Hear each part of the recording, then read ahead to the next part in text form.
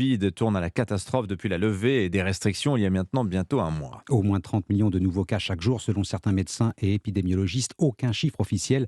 On doit se contenter d'estimations plus ou moins fiables. Une certitude, le Covid plonge le système de soins dans le chaos. Et hôpitaux et crématoriums sont débordés. Les morts, principalement des personnes âgées, se compteraient par centaines de milliers. Sébastien Le Belzic, correspondant d'Europe 1 à Pékin. Pékin côté pile, c'était la fête tout le week-end pour célébrer le nouvel an et la reprise d'une vie quasi normale. J'ai beaucoup de souhaits pour cette nouvelle année, mais principalement la santé, la sécurité et me retrouver en famille.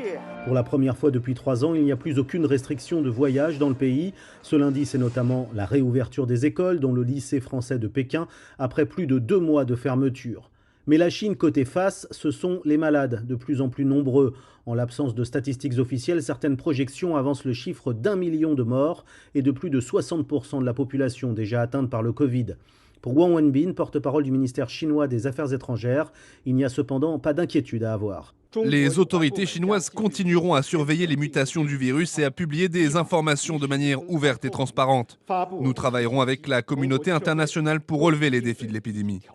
Mais dans tout le pays, les hôpitaux sont débordés et même pour incinérer les corps, il faut désormais payer plus de 5 000 € aux pompes funèbres. Pékin, Sébastien Le Belzic, Europe 1. Alors